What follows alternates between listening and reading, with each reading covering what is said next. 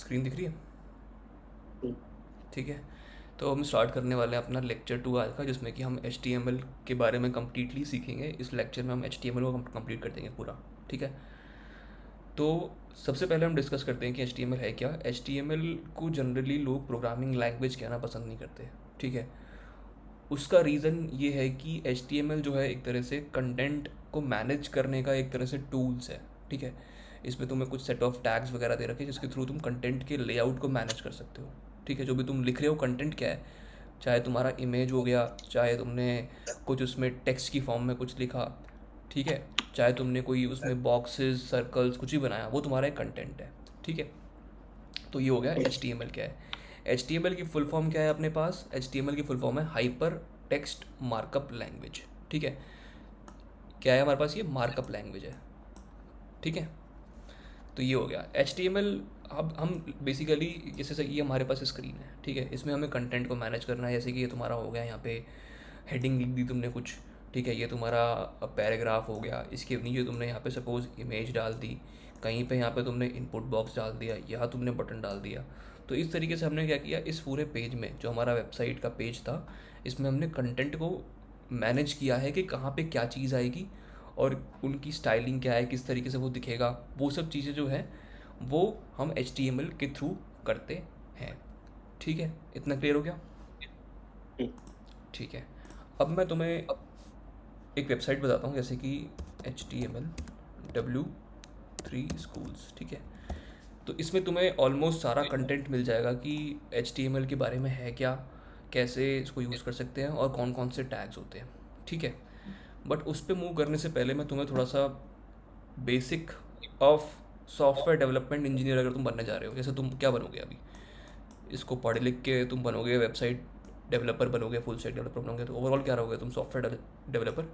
ठीक है। हम्म, तो उनकी बेसिक नेसेसिटी क्या होती है, मतलब सॉफ्टवेयर डेवलपर सोचता कैसे है, काम कैसे करता है, ठीक है, क्या उसको सारी चीज़ें याद रहती हैं, ठीक है, या फिर वो कुछ और चीज़ें कुछ और कैसे मतलब किस तरीके से वो काम करता है, उसको हम पहले समझते हैं। ठीक है। जैसे एक सॉफ्टवेयर डेवलपर है, उसने तुम्हारा full stack, suppose full stack web development का कोर्स कर रखा है। ठीक है। अब इसका मतलब ये नहीं है कि उसको HTML जो है उसमें जितने भी टैग्स हैं, हज़ारों टैग्स हैं सपोज़, हज़ारों तरीके से वो यूज़ कर सकते हैं, उसको मल्टीपल वेज हैं, ठीक है, यूज़ करने के एक एक चीज़ को, तो उसको सारा याद हो। ठीक है। ज़रूरी नहीं है। ठीक है। उसे सिर्फ जो उसके डे टू डे लाइफ में जो काम में चीज़ें आती हैं वही याद रखना होता है। बाकी जो है वो खुद कभी ज़रूरत पड़ेगी तो वो गूगल सर्च करके उसको ढूंढ लेता है। ठीक है। कि भाई सपोज़ मुझे मेरे को अपनी स्क्रीन पे वीडियो लानी है, ठीक है, ये हमारी यूट्यूब मेरी एक वेबसाइट है, मैंने उस पर बनाया और उसमें यूट्यूब का मेरे को URL जो है उसके थ्रू यहाँ पे वीडियो चलानी है। ठीक है। जो यूट्यूब की वीडियो है वो अपनी अपनी वेबसाइट पे चलानी है। ठीक है। अब वो कैसे करेंगे? तो उसको ऐसा नहीं है कि उसको पहले से ही आता है, उसको ये फिर वो क्या करेगा, गूगल पर उसको सर्च करेगा और सर्च करने के बाद उसको फाइंड आउट करेगा कि इसको HTML की फॉर्म में, HTML के कौन कौन से टैग्स हम यूज़ करेंगे जिसके थ्रू हम वीडियो को ला सकते हैं, या फिर कुछ और कौन कौन सी हम API कॉल्स करेंगे। ठीक है। API के बारे में मैंने तुम्हें थोड़ा बहुत कल समझाया था ऑलरेडी। ठीक है। तो क्या कुछ करेंगे और हमें इस तरीके से हमें वीडियो को यहाँ पे लेके आना है। तो इसका मतलब ये नहीं कि उसे पूरा HTML आता है या उसको पूरी CSS आती है, उसको बेसिक्स या फिर उसको उस प्रोग्रामिंग की, मतलब उस लैंग्वेज की अंडरस्टैंडिंग है। ठीक है। कि ये लैंग्वेज इस तरीके से काम में आती है। सपोज़ मुझे अपनी वेबसाइट पे ये दिखाना है, यूट्यूब की वीडियो दिखानी है, तो मुझे उसमें अपनी वेबसाइट से, ये हमारी वेबसाइट है, तो मुझे उसमें कुछ एरिया डिफाइन करना पड़ेगा और वहाँ पे कुछ टैग्स लगाने पड़ेंगे और उसके अंदर भी वीडियो लानी पड़ेगी। तो वो तुम्हें पता है कि किस लैंग्वेज से हो सकता है, वो तुम्हें पता है कि भाई HTML से मैं इसके टैग्स वगैरह बना दूंगा। उसके बाद मैं इसके, अगर मेरे को एनिमेशंस लगानी है या इसको थोड़ा और डिज़ाइन UI जो इसका और थोड़ा बढ़िया करना है, तो उसके लिए मैं CSS लगा दूंगा। कुछ एनिमेशंस या फिर कुछ और क्लिक इवेंट्स वगैरह कुछ चीज़ें लगानी है तो उसके लिए मैं जावास्क्रिप्ट लगा दूंगा। ठीक है।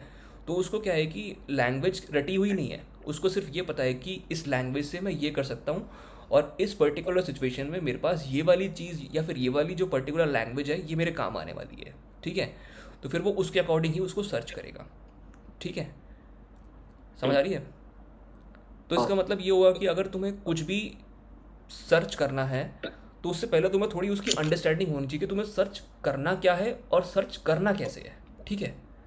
तो ये होता है एक मेन एच की जो क्वालिटी होती है ना, इसको कहते हैं स्पेसिफिकेशन की क्वालिटी। भाई एक सॉफ्टवेयर इंजीनियर है तो वो उसके पास क्या क्या क्वालिटीज़ है, कोड लिख सकता है वो तो ठीक है, पर उसके साथ साथ वो सर्च भी एक अच्छे तरीके से कर सकता है, क्योंकि उसे हर चीज़ की अंडरस्टैंडिंग है कि कौन सी चीज़ कहाँ पे काम आने वाली हो सकती है। समझ गया? तो ये हम्म, है। और बढ़िया रिसोर्सेज ढूंढना कि कहाँ पे कंटेंट अच्छा है, तो उसको अपने पास मार्कअप करके रख लेना कि भाई यहाँ पे ये वाला कंटेंट अच्छा दिया हुआ है, तो मैं यहाँ से भी पढ़ सकता हूँ कभी भी मेरे को ज़रूरत पड़ी तो। ऐसा नहीं कि मुझे रटना है उस चीज़ को। ठीक है? अब जैसे मैं भी अपनी कंपनी में काम करता हूँ, तो मुझे भी ये नहीं है कि मुझे सारी चीज़ रटी हुई है कि भाई ये वाला लैंग्वेज हम रिएक्ट में ये सब ऐसे करेंगे, इस तरीके से क्रिएट करेंगे, वो नहीं, रटा हुआ नहीं है। कभी भी कोई भी दिक्कत आती है, वैसे तो काम करते करते बंदा सीख जाता है, याद हो जाती है कुछ चीज़ें जो कॉमनली यूज़ हो रही होती हैं, बट अगर कुछ नई चीज़ आई तो हम उसको गूगल पे सर्च करके या फिर यूट्यूब पे सर्च करके समझ लेते हैं। ठीक है? तो ये हो गया। अब एच तुम पढ़ रहे हो, अब तुम ये देखो ये वेबसाइट पे, यहाँ पे तुम्हें कितनी सारी चीज़ें दिख रही होंगी, इतने सारे इनके टॉपिक्स हैं, और हर एक आर्टिकल जो है वो काफ़ी बड़ा बड़ा है। तो अब ज़रूरी नहीं है कि तुम्हें सारी चीज़ें रटना, तुम्हें बस जो बेसिक ऑफ एच है, बेसिक या फिर ये समझ लो मीडियम लेवल का एच है, वो तुम्हें पता होना चाहिए, तुम्हें थोड़ा बहुत याद भी होना चाहिए, ताकि तुम बिना देखे उस कोड को लिख सको। ऐसा नहीं कि बार बार गूगल सर्च करना पड़ रहा है कि ये कैसे करेंगे वो कैसे करेंगे। ठीक है? जो कॉमनली यूज चीज़ें आ रही हैं वो मैं तुम्हें इस वीडियो में समझा दूंगा, क्योंकि चाहे तुम सॉफ्टवेयर डेवलपर बन जाओ चाहे कुछ भी बन जाओ, तो हर जगह तुम्हारे पास वही चीज़ें काम आने वाली हैं। कोई रेयर केस होगा जहाँ पे कुछ तुम्हें कुछ नया क्रिएट कर रहे हो तो उसमें तुम्हें कुछ नए टैग्स की ज़रूरत पड़ेगी, बट मोस्टली तुम्हारा काम जो है जितने भी तुम्हें इस लेक्चर में समझाऊंगा उन सब चीज़ों से हो जाएगा। ठीक है? हम्म, तो ये हो गया हमारे पास। अब एच हम स्टार्ट करते हैं। ठीक है? तो एच का जो बेसिक लेआउट रहता है वो कुछ इस तरीके से रहता है। ठीक है? अब ये सब चीज़ें क्या हैं उसको हम समझेंगे कि इंडिविजुअली कि ये टैग्स का क्या काम होता है, बट अभी तुम ये समझ लो कि जब भी तुम एक एच फाइल को क्रिएट करते हो, ठीक है, उसका जो स्ट्रक्चर रहता है वो कुछ इस तरह से रहता है। ठीक है? एच क्या है? हाइपर टेक्स्ट मार्कअप लैंग्वेज है। ठीक है? वेबसाइट या वेब पेजेस को क्रिएट करने के काम में आती है। ठीक है? इसके अंदर बहुत सारे सीरीज़ ऑफ एलिमेंट्स हो सकते हैं, टैग्स हो सकते हैं। ठीक है? और भी हम्म, बहुत चीज़ें हो सकती हैं। अब हम बात करते हैं इंडिविजुअली इन सब चीज़ों के बारे में कि भाई ये टैग्स हैं क्या। ठीक है? जब भी तुम ऐसे ब्रैकेट बना के लिखते हो और उसके अंदर जो जो भी तुमने कंटेंट लिखा है, तो वो हमारे पास क्या कहलाता है? टैग्स कहलाता है। टैग्स ऑलरेडी डिफाइंड है, तुम खुद से नहीं बना सकते। ऐसा नहीं कि तुमने लिख दिया XYZ टैग। ठीक है? वो नहीं हो सकता पॉसिबल। समझ गए? आ गया। तो ये चीज़ें हैं इसके अंदर। ये एरो ब्रैकेट्स के अंदर तुम्हें टैग्स लिखोगे और उसके बाद तुम अपने कंटेंट को मैनेज कर सकते हो अकॉर्डिंगली। तो जब भी तुम एक HTML, ये सपोज तुम यहाँ पे बनाना चाह रहे हो, अब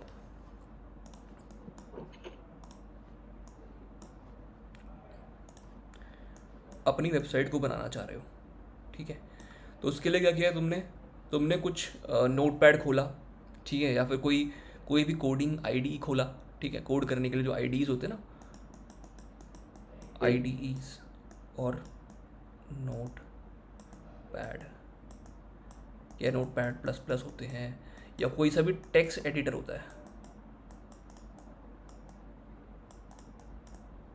ठीक है? तुम्हें ये पता है कि आईडीज, नोट पैड और टेक्स्ट एडिटर वगैरह में क्या डिफरेंस होता है? पता है। बताओ। आईडी की फुल फॉर्म होती है इंटीग्रेटेड डेवलपमेंट एनवायरनमेंट। हम्म। इसमें जो है बेसिकली जैसे हम कोई सा भी एक एग्जांपल ले लें, जावा के लिए जे डूडल है, सी के लिए कोई और है आईडी वगैरह, तो उस पे हम प्रोग्रामिंग लैंग्वेजेस को रन करा के देखते हैं, और इसमें आई थिंक कंपाइलर जो होता है वो आईडी में होता है, और वो लैंग्वेज को कंपाइल करता है। हम्म। मतलब तुम अभी, मतलब ऐसा नहीं कि पूरा फुली करेक्ट हो, बट कुछ कुछ तुमने सही चीज़ें बताई हैं। अब तो एक बार समझो। सबसे पहले अपन बात करते हैं टेक्स्ट एडिटर के बारे में। टेक्स्ट एडिटर क्या होता है? जो भी तुमने टेक्स्ट लिखा उसको एडिट कर सकते हो। ठीक है?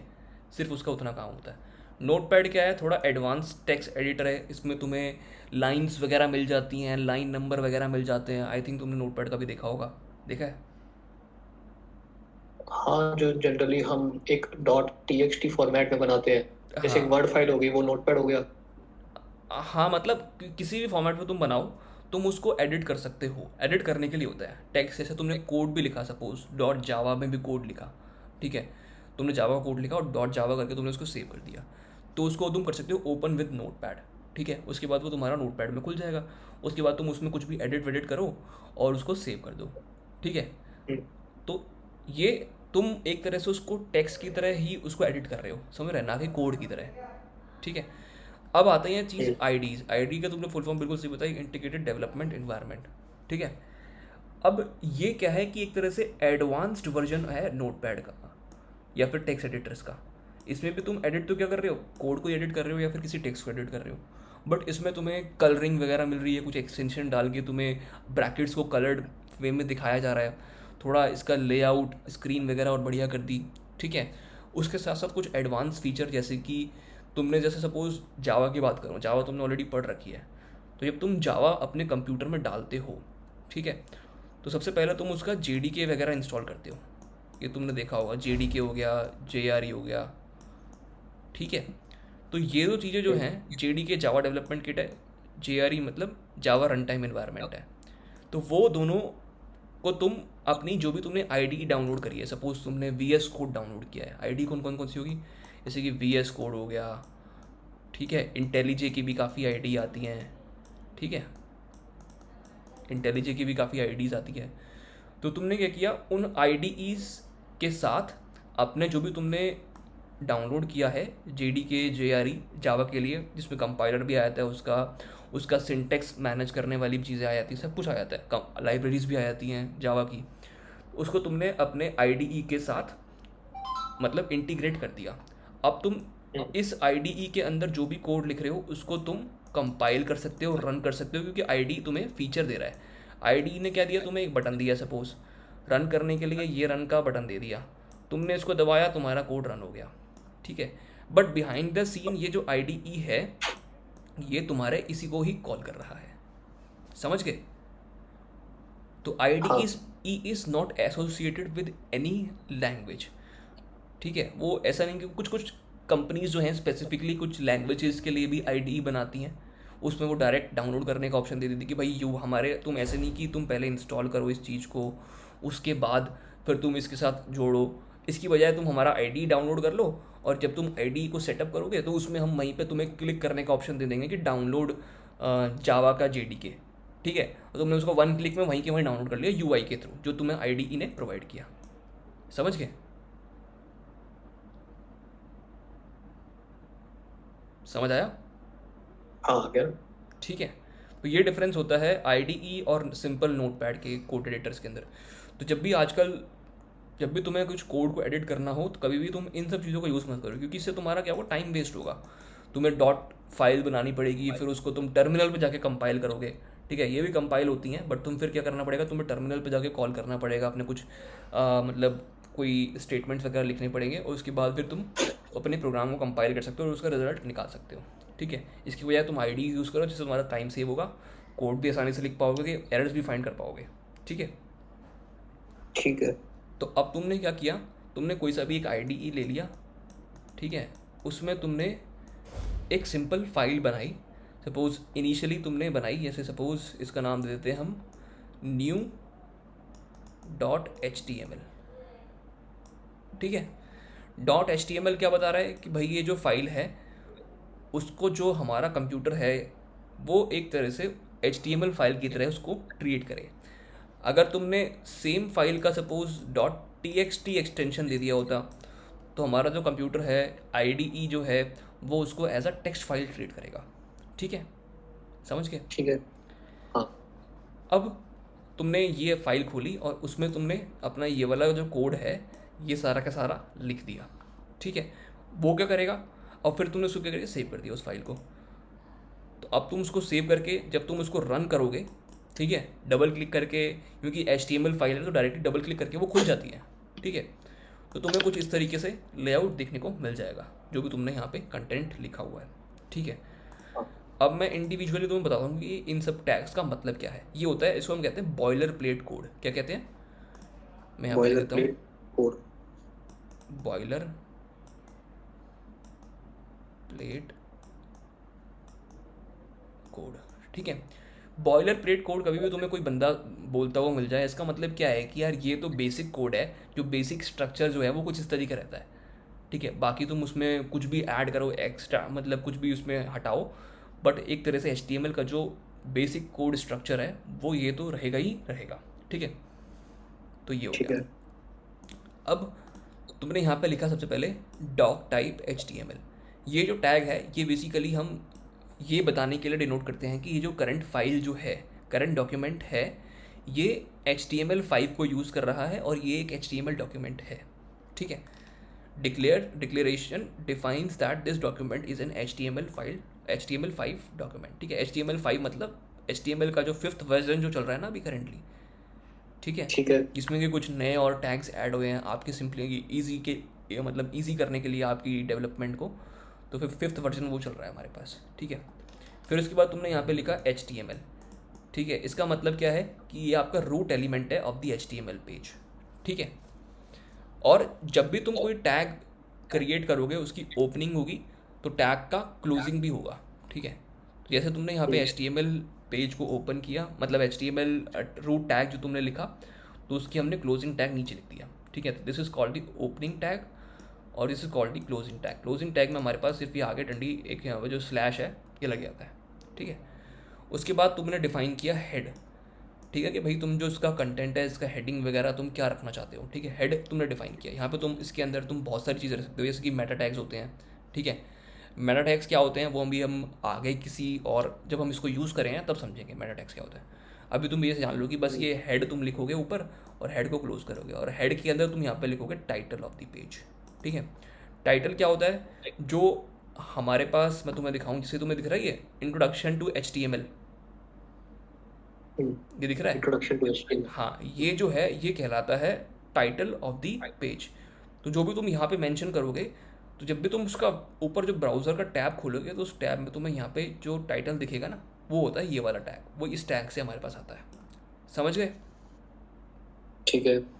और ये जो तुम्हें सिंबल दिख रहा है ना, ये सिंबल W वाला, जैसे इसमें यहाँ पे M का सिंबल है, इसमें यहाँ पे कोई कोड का सिंबल बना हुआ है, इसमें P का सिंबल बना हुआ है। ठीक है, तो इसको हाँ। अपन कहते हैं आइकन्स, या फिर तुम इसको कह लो फेविकॉन वगैरह कह सकते हैं। ठीक है, वो भी क्या होते हैं इसको हम समझ लेंगे, बस तुम ये समझ लो कि तुम इसका आइकन भी यहीं पे ही हेड के अंदर हम यहाँ पे कहीं ना कहीं डालते हैं, तो जिससे हमारे पास ये छोटा जो आइकन है ना, इमेज जो है छोटी वाली, ये तुम्हें ऊपर यहाँ पे आइकन के रूप में दिख जाती है।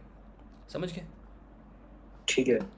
अब नेक्स्ट आता है बॉडी। तो बॉडी ये ओपनिंग या क्लोजिंग, मेन जो थिंग है, जो भी तुम सब कुछ करोगे, कंटेंट को मैनेज करोगे पूरा का पूरा, वो तुम इस बॉडी के अंदर करोगे। इसमें तुम कुछ भी लिख सकते हो, हेडिंग लिख सकते हो, पैराग्राफ लिख सकते हो, आर्टिकल्स लिख सकते हो, कुछ भी। ठीक है, टेबल्स बना सकते हो, इमेजेस डाल सकते हो। ठीक है, समझ गए। तो ये तुम्हारा बेसिक स्ट्रक्चर रहेगा। ठीक है, यही तुम्हें यहाँ पे डिफाइन कर रखा है। ठीक है। नेक्स्ट इन्होंने बता रखा है वही एडिटर्स के बारे में, कि तुम किस तरीके से कौन कौन से टेक्स्ट एडिटर्स यूज़ कर सकते हो। नोट पैड यूज़ कर लो, टेक्स्ट एडिटर यूज़ कर लो। ठीक है, और जब भी तुम सेव करोगे तो तुम उसको एज अ .html या फिर .htm करके फाइल को सेव करोगे, ताकि वो उसको एज अ HTML फाइल की तरह ट्रीट करेगा, और वो जब वो आप तुम उसे ओपन करोगे तो वो एक ब्राउज़र में ही ओपन होगी। समझ गए। ठीक है।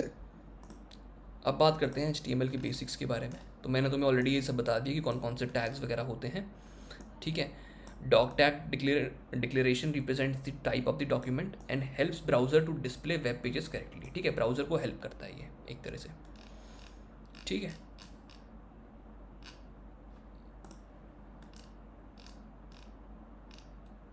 नेस्टेड HTML एलिमेंट्स, इसका मतलब ये होता है कि तुम एक एलिमेंट के ओपनिंग एंड क्लोजिंग टैग के बीच में और बहुत सारे टैग्स यूज़ कर सकते हो, मतलब एक के अंदर एक के अंदर एक यूज़ कर सकते हो। नेस्टेड का मतलब ये होता है। समझ गए। जैसे तुम्हारे पास ये ठीक बॉडी है। टैग है, तो बॉडी टैग के अंदर तुमने यहाँ पे एक हेडिंग वाला टैग यूज़ कर लिया, एक पैराग्राफ वाला यूज़ कर लिया, तो ये बॉडी टैग के अंदर हो गया। अंदर का मतलब क्या है कि ओपनिंग एंड क्लोजिंग के अंदर। ठीक है, इसको कहेंगे ठीक है। हम आ नेस्टेड गया। Nested HTML elements. ठीक है, HTML is not a case sensitive. इसका मतलब क्या है कि चाहे तुम छोटा लिखो या बड़ा लिखो, दोनों का मतलब ही सेम रहेगा। ठीक है, केस सेंसिटिव का मतलब ये होता है कि उसके अंदर जो, चाहे तुमने किसी भी फॉर्मेट में लिखा है, बट तुमने जो लिखा होना चाहिए वो करेक्ट होना चाहिए एक तरह से। ठीक है, एट्रीब्यूट्स के बारे में बात कर लेते हैं।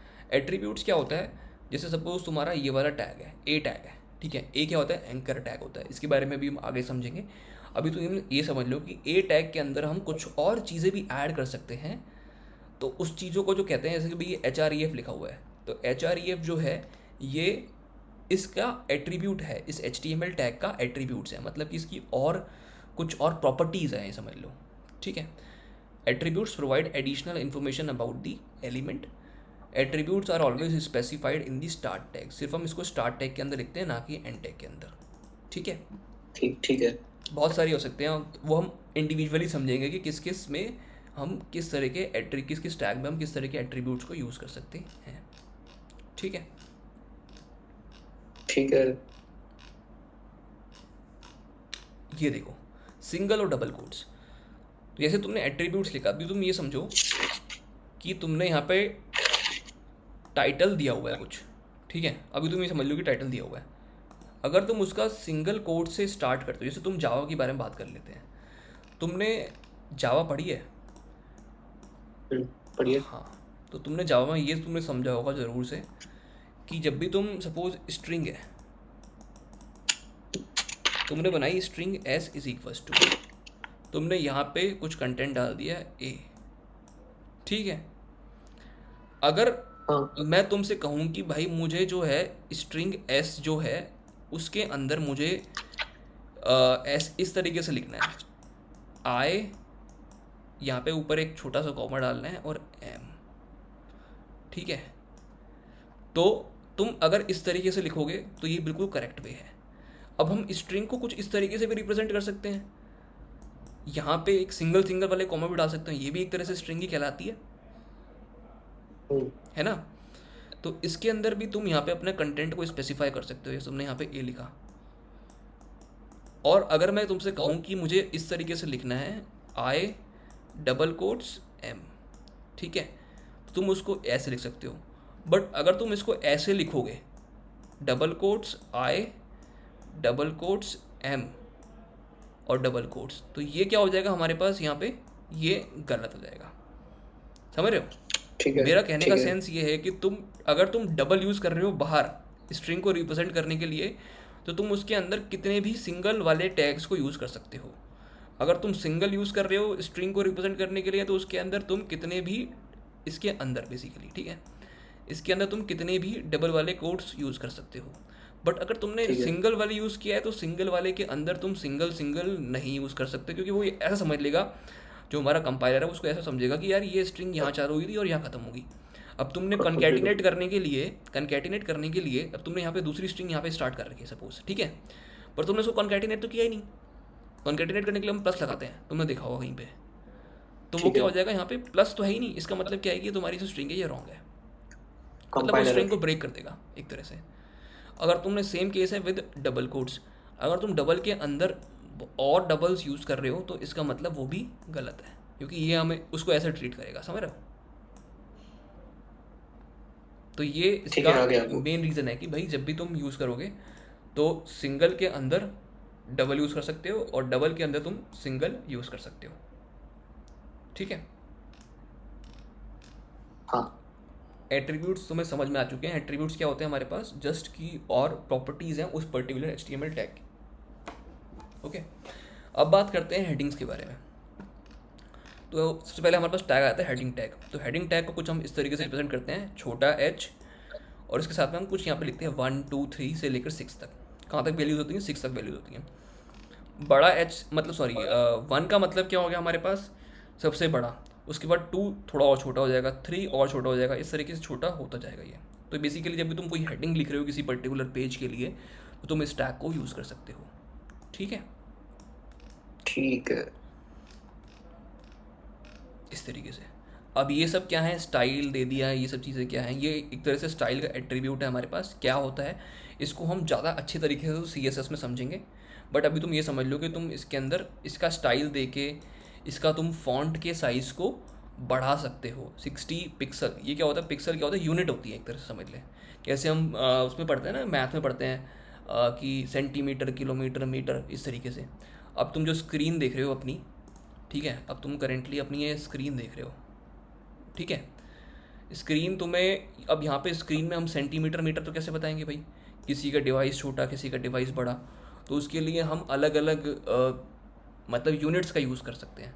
जैसे पी एक्स हो जाती है, पिक्सल को रिप्रेजेंट करती है ये, ठीक है, पिक्सल को। जैसे तुम्हारी स्क्रीन है, अब ये बहुत सारे पिक्सल्स से मिलके बनी हुई है, ठीक है, इसमें छोटे छोटे क्या है, पिक्सल्स हैं, एक तरह से समझ लो एलईडीज़ हैं, ठीक है, जो कि लाइट एमिट कर रही हैं, समझ रहे हो। तो हम उसकी टर्म्स में मेजर करते हैं, हमने सपोज लिख दिया 60 पिक्सल, तो मतलब ऐसे करके समझ लो कि 60 जो एलईडीज़ हैं वो मिला के तुम्हारी जो उसकी लेंथ है वो उसको बनाएगी, हाइट है जो भी है, कि ये ऐसे वर्टिकल में भी तो हो सकती है ये, हॉरिजॉन्टल, ये विड्थ क्या लेंगे, ये अपन हाइट क्या लेंगे, इसके बारे में डिटेल में समझेंगे, बट ये जस्ट ओवरव्यू है एक तरह से, समझ गए। ठीक है। ये हो गया हमारे पास, हेडिंग हमने टैग ऑलरेडी पढ़ लिया है। अब आते हैं पैराग्राफ टैग के लिए। अगर हमें कुछ पैराग्राफ वगैरह लिखना है तो उसके लिए हम पैराग्राफ टैग का यूज़ करेंगे। यहाँ पे मैं तुम्हें दिखाता हूँ, जैसे कि ये हो गया हमारे पास कंटेंट, ठीक है, इस तरीके से यहाँ पे पैराग्राफ लिखा हुआ आ गया, ठीक है। ठीक है। हॉरिजॉन्टल रूल्स मतलब कि एचआर का मतलब क्या होगा, एक तरह से ये लाइन खींच देगा। जैसे तुमने दो चीज़ें यहाँ पे लिखी, हेडिंग लिखी, इसका पैराग्राफ लिखा, इसके बाद एक लाइन आ जाएगी यहाँ पे, ठीक है, ये देखो ये लाइन आ गई, ठीक है। इसके अंदर भी तुम अलग अलग ठीक है। प्रॉपर्टीज़ दे सकते हो, स्टाइल्स दे सकते हो कि भाई लाइन जो है अभी ये तुम्हारी सॉलिड लाइन है, इसको हम कहते हैं ये देखो, जैसे तुम कभी भी ये खींचते हो ना, ये इसको अपन कहते हैं सॉलिड हो गया। जैसे तुम ऐसे ऐसे वाली होती है जो हमारे पास, ये भी तुम देखोगे लाइन होती है, इसको कहते हैं डॉटेड लाइन या फिर डैश वाली नोटेड। लाइन हो गई। डॉटेड में शायद ये वाली होती है, डॉट डॉट डॉट बन जाते हैं, ठीक है। डैश वाली भी होती है, इस तरीके से तुम मतलब खुद से सर्च करके चेकआउट कर सकते हो जहाँ पे भी तुम्हारा इसका यूज़ आ रहा है, ठीक है। जैसे तुम कोई वेबसाइट बना रहे हो, तुम चाहते हो कि डॉटेड लाइन आए इसके साइड में, तो तुम उसमें अपनी गूगल पे सर्च करो ये किस तरीके से मेरे को डॉटेड लाइन दिखानी है, या फिर किस तरीके से मैं इसको डैश वाली लाइन दिखाऊँ, और फिर तुम उसी प्रॉपर्टीज़ का यूज़ कर सकते हो, समझ गए। ठीक ठीक है। ओवरव्यू तुम्हें मिल चुका है कि यार एच आर टैग जो है वो लाइन के लिए यूज़ होता है, ठीक है। एक चीज़ तुमने यहाँ पे ऑब्जर्व की होगी, एच आर टैग का कोई क्लोजिंग वो नहीं है, क्लोजिंग टैग नहीं है, समझ गए। नहीं है। नहीं है ना, तो इसको अपन कहते हैं एक तरह से self closing H T M L elements है ये। इसके लिए तुम्हें कोई क्लोज करने की जरूरत नहीं है, खुद से ही अपने आप में ये इनफ है बस, क्योंकि इसके अंदर हम कोई कंटेंट नहीं लिख सकते, ठीक है। तो ये सेल्फ क्लोजिंग टैग्स हैं। अभी देखो तुम्हें यहाँ पे ठीक दिख है। रहा है कि यहाँ पे इन्होंने क्लोज किया नहीं हुआ, पर अगर तुम्हें चाहते हो कि यार मैं इसको क्लोज करके लिखूँ तो किस फॉर्मेट में लिख सकता हूँ, तो तुम एक काम करो, यहाँ पे जो है ना ये वाला स्लैश डाल दो, ठीक है। फॉरवर्ड स्लैश जो है, क्यों? दो तरह के स्लैश होते हैं, ये होता है बैकवर्ड स्लैश, ये होता है तेरे पास फॉरवर्ड स्लैश, दिख रहा है। फॉरवर्ड मतलब आगे की तरफ झुका हुआ, बैकवर्ड मतलब पीछे की तरफ झुका हुआ, ठीक है। अगर तुम इस तरीके से करके लिखते हो, अब रन करो, मैंने रन किया, अभी भी सेम रिजल्ट देखने को मिल रहा है, मिल रहा नहीं मिल रहा, हम्म। ठीक है। ठीक है। तो मतलब इसका मतलब क्या है कि अगर तुम इसको फॉरवर्ड स्लैश से क्लोज करो, सेल्फ क्लोजिंग टैग है ये एक तरह से, मतलब यही ओपनिंग है और यही क्लोजिंग है इसकी, ठीक है। सेल्फ क्लोजिंग टैग कहते हैं हम इसको। तो चाहे तुम इसको बिना ठीक है। उसके लिखो, दोनों का मतलब सेम रहता है। पर कुछ कुछ लैंग्वेज, जैसे तुम रिएक्ट यूज़ कर रहे हो या कोई और लैंग्वेज यूज़ कर रहे हो, तो उसमें क्या होता है कि क्लोज करना ज़रूरी रहता है, ठीक है। वो वरना वो अंडरस्टैंड नहीं कर पाता, उसका जो कंपाइलर है एक तरह से समझ लो, वो समझ नहीं पाएगा कि यार तुमने इसको क्लोज नहीं किया, तुम्हारा मतलब टैग ओपन रह गया ये, ठीक है। तो इसलिए जब भी तुम चाहे एच टी एम एल लिख रहे हो चाहे कुछ भी लिख रहे हो, कभी भी तुम अगर मतलब सेल्फ क्लोजिंग टैग यूज़ कर रहे हो तो उसके अंदर तुम यहाँ पे इसको जरूर से क्लोज जरूर करो, ठीक है। जरूरी नहीं है करना, बट तुम कर सकते हो, तुम्हें एरर्स तुम्हारे पास कम आएंगे, वरना तुम्हें बाद में डीबग करना पड़ेगा, समझ रहे हो।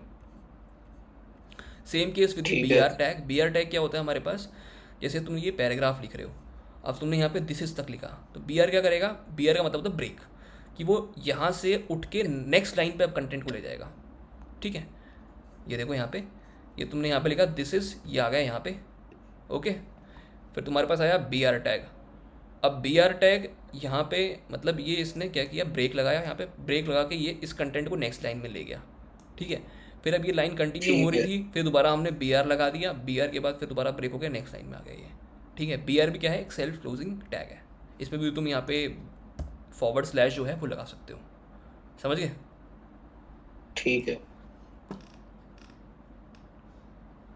ओ।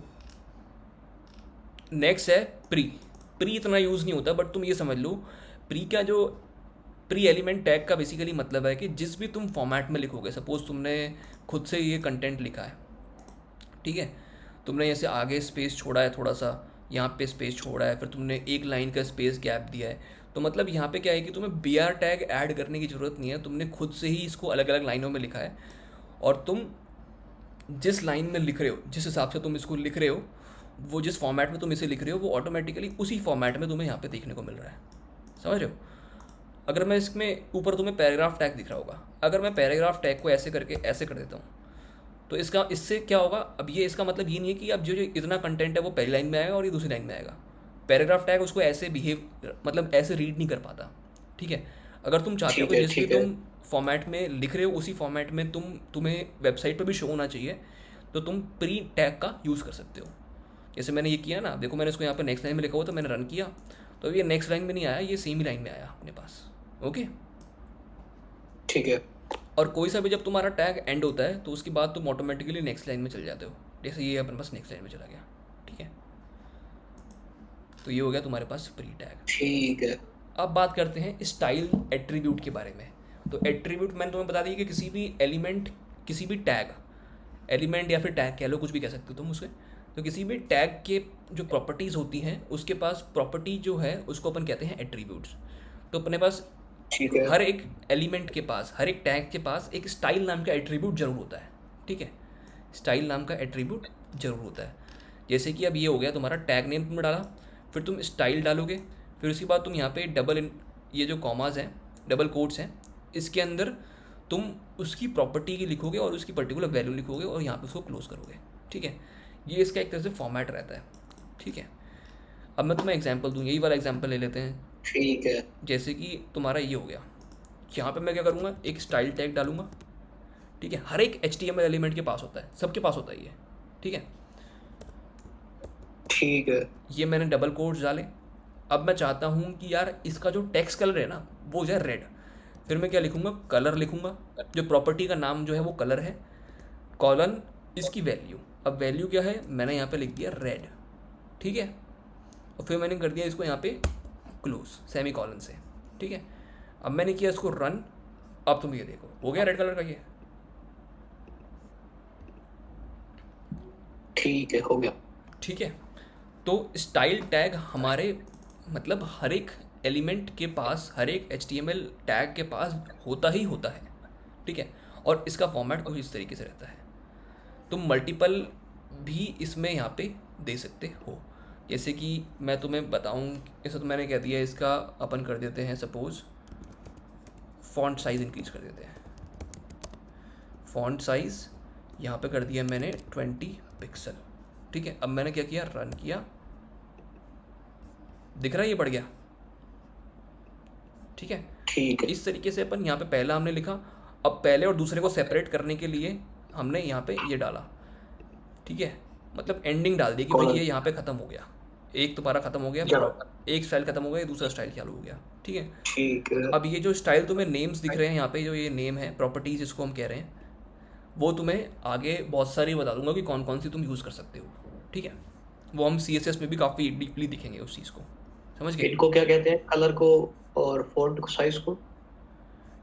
इसको अपन कहते हैं, लिखा होगा ना यहाँ पे, प्रॉपर्टी। ठीक है, स्टाइल क्या हो गया, स्टाइल इज द एट्रीब्यूट, और प्रॉपर्टी जो हो गई, मतलब ये कॉमा डाल के हमने क्या लिखा, प्रॉपर्टी लिखी और प्रॉपर्टी के करस्पॉन्डिंग इसकी वैल्यू लिख दी। समझ गए? Property value. ठीक है। हाँ, ठीक है, इस तरीके से इसमें से बैकग्राउंड कलर इन्होंने डाला है, बॉडी के अंदर इन्होंने बैकग्राउंड कलर डाल दिया। ठीक है, कलर कर दिया इन्होंने पाउडर ब्लू कर दिया। ठीक है, इसमें इन्होंने यहाँ पे भी वही डाला है। ठीक है, इस तरीके से कलर डाल दिया। कलर और बैकग्राउंड कलर में डिफरेंस है। बैकग्राउंड कलर का मतलब क्या होगा, पीछे वाला कलर, मतलब कि इस हेडिंग के पीछे जो कलर दिख रहा है, वाइट पोर्शन दिख रहा है तुम्हें, जैसे मैंने हाईलाइट किया है इसको, अब ये ब्लू कलर का हो गया। जो हाईलाइट वाला कलर है ना, वो तुम्हारा हो जाएगा पाउडर ब्लू कलर का। समझ गए? और इस केस में जो जितना हाईलाइट वाला पोर्शन है, इसका जो बैकग्राउंड कलर हो जाएगा वो हो जाएगा टमाटो का, मतलब लाल कलर का। ठीक है, और अच्छा। सिंगल कलर दिख रहा है तुम्हें, सिंगल कलर अगर दिखा जाए तो इसका मतलब जो ब्लैक कलर का तुम्हें जो हेडिंग दिख रही है ना, ये ब्लैक कलर की, black, this is a heading, तुम्हें ब्लैक कलर में दिख रहा है। सिंगल अगर तुमने सिर्फ कलर लिखा होगा, इसका मतलब क्या होगा कि वो ब्लैक वाला जो कलर है वो ब्लू में कन्वर्ट हो जाएगा। मतलब वो ब्लू कलर का अब तुम्हें दिखेगा हेडिंग, समझ गए। ठीक है। और ठीक भी है, हो होते गया। हैं, फॉन्ट फैमिली होता है। फॉन्ट फैमिली का मतलब जैसे तुम ये देख ही लो एक तरह से, जैसे ये मोटा दिख रहा है, ठीक है, एक तरह से फॉन्ट स्टाइल है, ठीक है। वेरिडेना करके तुम ऐसे गूगल पे डालोगे, गूगल फॉन्ट्स करके डालोगे, जैसे मैं तुम्हें दिखाता हूँ। अब तुमने यहाँ पे सर्च किया गूगल फॉन्ट्स, ठीक है, इसको तुम खोलोगे तो तुम्हें हज़ारों तरह के फॉन्ट्स दिख जाएंगे, ठीक है। अब तुम्हें इनको यूज़ कैसे करना है उसको हम बाद में समझेंगे। बस तुम यहाँ पे देखो इनके फ़ॉन्ट्स के नाम क्या हैं। ये ओपन सेंस है, ठीक है, ये ट्रायो बैंगला है, ये लैटो है। इस तरीके से तुम्हारे पास काफ़ी सारे तुम्हें फ़ॉन्ट्स देखने को मिल जाएंगे, समझ गए। ठीक है। Font family. इसको कहते हैं अपन फ़ॉन्ट फैमिली, ठीक है। फ़ॉन्ट साइज़ मतलब साइज़ बनाना। अब ये क्या है, 3300%। तो परसेंटेज भी एक तरह से यूनिट ऑफ मेजरमेंट है इसमें, ठीक है। जैसे मैंने पिक्सल बताया तुम्हें, ऐसी परसेंटेज होता है। इसको भी हम जब हम करेंगे CSS वगैरह तो डीपली थोड़ा डिफरेंसेस देखेंगे कि कितने तरीके की हमारे पास यूनिट्स पॉसिबल हो सकती हैं और वो कैसे हम यूज़ करेंगे, ठीक है। नेक्स्ट होता है text alignment. Okay. Text alignment का मतलब क्या होगा कि टेक्स्ट को अलाइन करना कहाँ पे है, सेंटर में करना है, लेफ्ट में करना है, राइट में करना है, ठीक है। अब ये देखो यहाँ पे, ठीक है। अब यहाँ पे लिखा हुआ है कि टेक्स्ट अलाइन H1 है तुम्हारा, ठीक है, और ये पैराग्राफ टैग है। तुमने लिख दिया यहाँ पे टेक्स्ट अलाइन जो है, जो तुम्हारा ये कंटेंट है, टेक्स्ट है, इसको तुम अलाइन कहाँ पे करो, सेंटर में कर दो। तो इसने क्या किया, ये इसका पेज था, इसने इसका सेंटर निकाल लिया, ठीक है। सिमिलरली यहाँ पे ठीक। इसने पैराग्राफ का भी सेंटर निकाल लिया। अब मैं यहाँ पे लिखता हूँ, सपोज सेंटर को हटा के लिख देता हूँ लेफ्ट, ठीक है, ये लेफ्ट में आ गया। ये मैं लिख देता हूँ राइट, तो देखो राइट में चला गया, ठीक है। तो कितनी वैल्यूज़ पॉसिबल होगी यहाँ पे, 3 वैल्यू पॉसिबल होगी, लेफ्ट हो गया, सेंटर हो गया, राइट हो गया, समझ गए। ठीक है। ठीक है। इस तरीके से अब तुम्हारे दिमाग में क्वेश्चन ये आ रहा होगा, एक मैं तुम्हें, चलो एक चीज़ बताता हूँ तुम्हें, ठीक है। जैसे ये तुम्हारा सपोज पेज है, जैसे ये तुम्हारा सपोज पेज है, ठीक है। तुम जब भी सपोज तुमने H1 टैग यहाँ पे क्रिएट किया, यहाँ पे सबसे पहले तुमने H1 टैग लिखा, तो H1 टैग जो है ना वो कितना एरिया खाएगा इस पेज का। अब ये या तो इतना सा खाए है, इतना सा, जैसे तुमने जो कंटेंट लिखा, सपोज H1 लिख दिया तुमने, नाम लिख दिया, सपोज अपना नाम लिख दिया जय, और यहाँ पे H1 टैग को क्लोज कर दिया। तो ये पता कितना एरिया खाता है इस पेज का, ये तुम्हारे पेज का टेक्स्ट है। पूरी जो विड्थ है, पूरी जो विड्थ है, पूरी विड्थ खाता है ये, समझ रहे हो। ठीक है, आ गया। तो तुमने जय लिखा, तो बाय डिफ़ॉल्ट जो है वो टेक्स्ट अलाइन जो रहता है वो रहता है लेफ्ट में। जैसे तुमने कभी भी मतलब माइक्रोसॉफ्ट वर्ड यूज़ किया होगा तो उसमें भी बाय डिफ़ॉल्ट जो टेक्स्ट अलाइन रहता है वो लेफ्ट में रहता है। जनरली लोग अपन कॉपी में लिखते हैं तो लेफ्ट से जो राइट की तरफ चालू करते हैं, ठीक है। तो तुम ये हो गया हमारे पास। अब तुमने लिखा, सपोज इसका टेक्स्ट अलाइन कर दिया सेंटर, तो तुम्हारा जो जय जो है वो यहाँ पे लिखा हुआ आ जाएगा। सेंटर किसका है, ये सेंटर जो है वो इस पर्टिकुलर जो इसने एरिया कवर किया ना, ये एरिया कवर किया है उसका सेंटर है ये, समझ ठीक गए। है। अब तुमने राइट लिखा तो मतलब इस पर्टिकुलर एरिया जो है उसका सेंटर है ये, समझ गए। और ये कौन सा सेंटर है, ये हॉरिजॉन्टल सेंटर है, ना कि वर्टिकल। वर्टिकल में क्या होगा कि भाई वर्टिकली उसको अरेंज करना है। सपोज तुम्हारा जो एरिया खा रखा है वो इतना बड़ा खा रखा है, अब तुम चाह रहे हो तुम्हारा जो जय है वो यहाँ पे सेंटर में आए, मतलब vertically centre in the sense, suppose तुमने लेफ्ट इसको अलाइन कर रखा है लेफ्ट में, बट लेफ्ट में तुम्हारा अभी तो ऐसे आ रहा था ऊपर लिखा हुआ, पर अब तुम चाह रहे हो कि यार नहीं, मेरे को यहाँ पे बीच में चाहिए, उसको अपन कहते हैं वर्टिकल अलाइनमेंट, ठीक है। वर्टिकल अलाइनमेंट के लिए कैसे हम कर सकते हैं पॉसिबल, क्योंकि उसके लिए कोई डायरेक्ट टैग नहीं होता। अगर तुम टेक्स्ट अलाइन वाला टैग यूज़ करते हो, प्रॉपर्टी यूज़ करते हो, तो वो सिर्फ और सिर्फ हॉरिजॉन्टल में ही उसको अलाइन कर सकता है, ना कि वर्टिकली, समझ गए। सही है। सही तभी है। हमने 3 वैल्यू ली थी, एक तो हो गया तुम्हारे पास लेफ्ट, एक हो गया तुम्हारे पास सेंटर, एक हो गया तुम्हारे पास राइट। अब तुम यहाँ पे ये समझ चुके होगे कि ये जो कंटेंट है ना, ये ऐसे ऊपर की वे में अरेंज नहीं हो रहा, ये सिर्फ सेंटर, मतलब ये यहाँ पे पहले यहाँ पे था, सेंटर में था, फिर ये लेफ्ट में चला गया था, फिर राइट में कर दिया हमने इसको, समझ गए। सही है। सही। तो ये तुम याद रखना कि जब भी तुम्हारा HTML टैग है वो कितनी विड्थ खा रहा है उस पेज की, that is equal to complete width, ठीक है। और उसकी ठीक है। हाइट जो है वो उतनी रहेगी जितना तुम्हारा कंटेंट है। सपोज तुम्हारी लाइन जो है वो यहाँ पे इतनी बड़ी तुमने लाइन लिख दी, अब तुम्हारी नेक्स्ट लाइन में तुम आ गए, ठीक है, तो वो उसके नीचे चालू हो जाएगा यहाँ पे, ऐसा नहीं कि इससे ज़्यादा एरिया खाएगा, ठीक है। ये हो गया तुम्हारे पास। ठीक अभी है। तुमने कौन कौन सा देख लिया, एक तो स्टाइल वाला एट्रीब्यूट देख लिया, उसके प्रॉपर्टीज तुमने देख ली, background colour, font family, font size और टेक्स्ट अलाइन, ठीक है। सही है। अब बात करते हैं यहाँ पे फॉर्मेटिंग की। अब ये जो टैग्स हैं ना, ये तुम्हें दिख रहा है, ये सारे टैग्स जो हैं, ये भी एक तरह से, मतलब ये जो टैग्स हैं ये इतने ज़्यादा यूज़ नहीं होते, समझ रहे हो। इसकी जगह हम सी एस एस की प्रॉपर्टीज जो हमें तुमने देखी ना स्टाइल टैग के अंदर डाल दिया, हम वो वाली यूज़ करते हैं आजकल, बजाय कि हम इन टैग्स को यूज़ करने के, क्योंकि ये जो टैग्स हैं इन सब का काम इस स्टाइल वाले प्रॉपर्टी से भी हो सकता है, ठीक है। फिर भी ये कॉमनली यूज्ड है तो इसको हम एक बार देख लेते हैं। काफ़ी बार हम डायरेक्टली इन टैग्स को भी यूज़ करना पसंद करेंगे, ठीक है। बी सही है। बी टैग का मतलब क्या हो गया कि तो वो तुम्हारा जो टेक्स्ट है उसको बोल्ड कर देगा, मतलब मोटा कर देगा, ठीक है, जैसे तुम ये देख लो, ठीक है। ये हो गया, ठीक है। ठीक है जी। नेक्स्ट हो गया स्ट्रॉन्ग टैग। स्ट्रॉन्ग टैग भी एक तरह से बोल्ड का ही एक ऑल्टरनेटिव है कि तुम स्ट्रॉन्ग यूज़ कर लो बोल्ड की जगह, दोनों का काम ऑलमोस्ट सेम सही रहता है, ठीक है। सही है। नेक्स्ट हो गया आई। आई का मतलब क्या हो गया, इटैलिक, इटैलिक्स। ठीक है। टेढ़ा इटैलिक कर का मतलब देगा। टेढ़ा कर दिया उन्होंने, ठीक है, फॉरवर्ड की सही है तरफ, आगे एकदम। की तरफ उसको टेढ़ा किया, ना कि पीछे की तरफ, ठीक है। आगे की तरफ। ई एम जो है उसका भी एम्फेसाइज का मतलब सेम रहता है। ई एम का मतलब क्या होता है, एम्फेसाइज, तो तुम इटैलिक यूज़ करो चाहे एम्फेसाइज यूज़ करो, दोनों का काम ऑलमोस्ट सेम सही रहेगा, सही है। ठीक है। स्मॉल, स्मॉल का क्या मतलब क्या हो गया कि भाई जो पैराग्राफ टैग था उसका जो साइज़ था उससे थोड़ा वो छोटा कर देगा, स्मॉल, ठीक है, थोड़ा छोटा सही हो है। गया। नेक्स्ट है तुम्हारे पास मार्क। मार्क मतलब क्या हो गया, हाईलाइट करना किसी टेक्स्ट को, ये दिख रहा है, सही है। समझ गया, इससे क्या हो गया, हाईलाइट हो गया तुम्हारा टेक्स्ट। कलर। कलर तुम इसमें ओ। प्रॉपर्टी ऐड कर सकते हो इसकी, और ठीक है, या फिर सी एस एस के थ्रू इसको ऐड करोगे कलर्स इसमें ना, सही है। सही है। ठीक है, डाल दो बैकग्राउंड कलर या कुछ भी, मतलब वो तुम देख लेना कि मार्क की कौन कौन से एट्रीब्यूट्स पॉसिबल है मार्क टैग के, वो तुम्हें मिल जाएंगे, तुम्हें उसमें कलर चेंज करने का भी एट्रीब्यूट मिल जाएगा ऑब्वियसली, ठीक है। सही है। अब ये डेल का कुछ ज़्यादा कुछ काम रहता नहीं है, फिर भी तुम एक बार देख लो, मतलब ऐसा कुछ ज़्यादा है नहीं। जैसे तुम्हारा ये कि तुम्हें कभी दिखा होगा, ऐसे मतलब लाइन सी बनी हुई रहती है बीच में ना, सही है। ठीक है, वो था डेल हमारे पास हो गया। आई एन एस हो गया तुम्हारे पास, जैसे कि ये देखो, ये दिख रहा है, ये इसके नीचे तुम्हारे पास एक लाइन आ जाएगी, ठीक है। सही है। सब का मतलब क्या हो गया हमारे पास, सब्सक्रिप्ट, ठीक है, नीचे लिखा हुआ आ गया, ठीक है।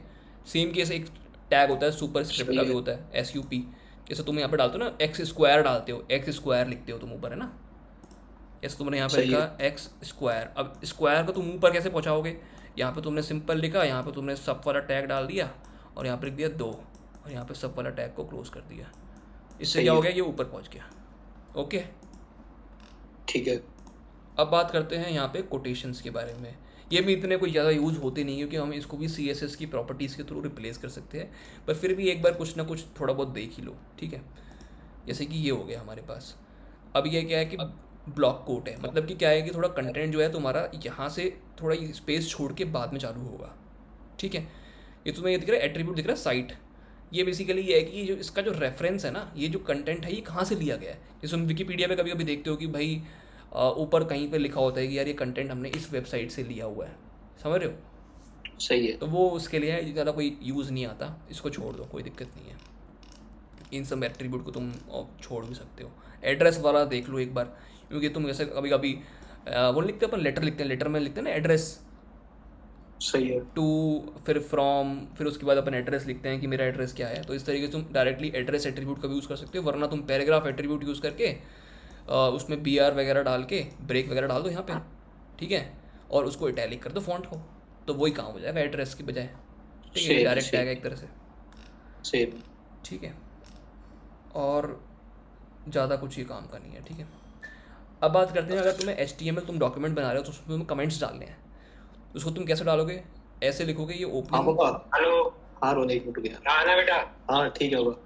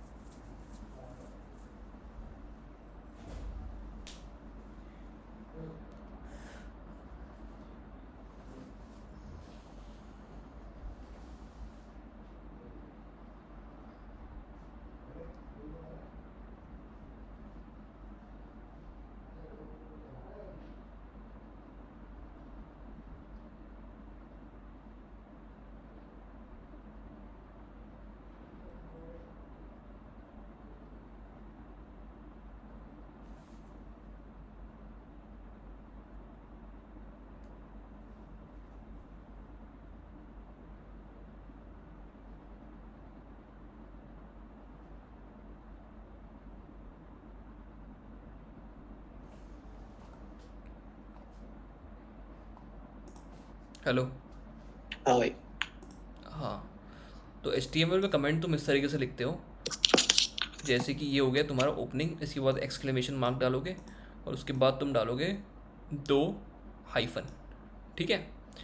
फिर उसके बाद जब भी ठीक है। क्लोज करोगे 2 हाइफन और क्लोजिंग टैग। इसके अंदर तुम कुछ भी कंटेंट लिख सकते हो, वो एज अ कमेंट HTML में माना जाएगा, उसको वो HTML रीड नहीं करेगा, ठीक है। यही फॉर्मेट रहता है। अगर तुम मल्टीपल लाइंस में लिख रहे हो तब भी तुम यहाँ पे लिख सकते हो, ठीक है। जरूरी नहीं कि सिंगल लाइन में काम करेगा, ऐसे जावा में होता है ना, मल्टीपल लाइंस के लिए अलग तरह का हम फॉर्मेट यूज़ करते हैं, और सिंगल लाइन के लिए हम सिर्फ और सिर्फ ये वाला यूज़ कर लेते हैं ना। ठीक मल्टीपल है। लाइंस के लिए हम कुछ इस तरीका यूज़ करते हैं, जैसे ये स्टार स्टार, फिर उसके बाद क्लोज करते हैं तो स्टार, ये है ना। ठीक है। तो वो होता है। अब बात करते हैं कलर्स के बारे में। तो कलर्स हमारे पास वैसे तो कुछ भी हो सकते हैं, बहुत सारे तरह तरह के हो सकते हैं। डायरेक्टली तुम कलर का नाम यूज़ कर सकते हो, ठीक है, या फिर कुछ उन्होंने प्री डिफाइंड नेम दे रखे हैं, जैसे टमाटो यूज़ कर लो, ऑरेंज यूज़ कर लो, इस तरीके से प्री डिफाइंड नेम्स भी यूज़ कर सकते हो, ठीक है। और ये इसी टैग में तुम्हें पता ही है ऑलरेडी किस टैग में हम यूज़ करते हैं, ठीक है, उस हिसाब से यूज़ कर सकते हो। अब कलर के 2-3 चीज़ें होती हैं, वो तुम्हें मैं समझाता हूँ। 2-3 टाइप्स होते हैं, ठीक है। एक तो तुमने लिख दिया सिंपली कि this is a red colour, ठीक है, तुमने डायरेक्टली यहाँ मेंशन कर दिया रेड या ग्रीन ठीक है। या ब्लू। पर अब तुमने कोई ऐसा शेड बन चाहते हो तुम, जैसे सपोज ब्लू का ही कोई शेड चाहते हो, या फिर रेड का कोई शेड चाहते हो, या फिर कोई और कलर चाहते हो, ठीक है, ग्रे का कोई शेड चाहते हो, तो उसको तुम कैसे कर सकते हो। उसको करने के यहाँ पे 3 तरीके रहते हैं। एक रहता है RGB तरीका, दूसरा होता है हेक्स, तीसरा होता है HSL, ठीक है। सबसे ज़्यादा पॉपुलर रहता है वो या तो RGB रहता है या हेक्स रहता है। HSL कोई ज़्यादा लोग यूज़ करते नहीं है, क्योंकि इतना कोई ये क्लियर या फिर कोई मतलब वेल डिफाइंड नहीं कह सकते, लोगों को मतलब समझ नहीं आता कि ये कैसे काम करता है, ठीक है। फिर भी तुम्हें बताता हूँ कैसे कैसे चीज़ें ये काम करेंगी। तो पहले अपन देखते हैं RGB। RGB का मतलब होता है, ये समझ लो कि जो RGB जो हमने रेड ग्रीन ब्लू लिखा ना, उसको अपन कह रहे हैं शॉर्ट फॉर्म में RGB, ओके। तो जो ठीक है। जब भी तुम रेड का कुछ पोर्शन, ग्रीन का कुछ पोर्शन और ब्लू का कुछ पोर्शन मिलाओगे कलर में, जैसे तुम वाटर कलर ले रहे हो, वाटर कलर में तुमने रेड का कुछ पोर्शन मिलाया, कुछ ग्रीन का मिलाया और कुछ ब्लू का मिलाया, तो इन तीनों कॉम्बिनेशन से हम दुनिया में जितने भी कलर्स हैं ना, वो सब बना सकते हैं, समझ रहे हो। ठीक है। तो इन तीनों का जो कॉम्बिनेशन, हम कुछ कुछ अमाउंट में कॉम्बिनेशन लेंगे, जैसे सपोज तुमने रेड ज़्यादा ले लिया, ग्रीन कम ले लिया, ठीक है, उससे तुमने बना लिया कि भाई ये येलो कलर बन गया सपोज, ठीक है। तो इन तीनों का कॉम्बिनेशन से तुम किसी भी तरह का कलर बना सकते हो। अब वो तुम देखो यहाँ पे इसका फॉर्मेट क्या रहता है। यहाँ पे RGB लिखोगे, उसके ब्रैकेट डालोगे, एक तरह से फंक्शन हो गया, ठीक है। RGB फंक्शन, पहला पैरामीटर तो तुम डालोगे कि भाई रेड की कितनी क्वांटिटी लेनी है, ठीक है। दूसरा पैरामीटर डालोगे कि भाई ग्रीन की कितनी क्वांटिटी लेनी है, और तीसरा डालोगे ब्लू की कितनी क्वांटिटी तुम्हें लेनी है, ठीक है। क्वांटिटी इन द सेंस कि हम कलर की बात करते हैं तो उसमें हम बात करते हैं इंटेंसिटी के बारे में, कितना कलर इंटेंस्ड है, ठीक है, मतलब मेजर करने का तरीका है ठीक एक है। तरह से। और उसकी वैल्यू होती है, उसकी रेंज जो है, रेड की जो इंटेंसिटी की, मतलब हर किसी कलर की इंटेंसिटी की रेंज है वो रहती है 0 से लेकर 255 तक। मैक्सिमम इज 255, 255 मतलब कि एकदम घना रेड, ठीक है। 0 का मतलब तुमने रेड बिल्कुल 0 क्वांटिटी में लिया है, मतलब लिया ही नहीं एक तरह से, समझ रहे हो। तो इस तरीके से कितने पॉसिबल हम कलर्स बना सकते हैं।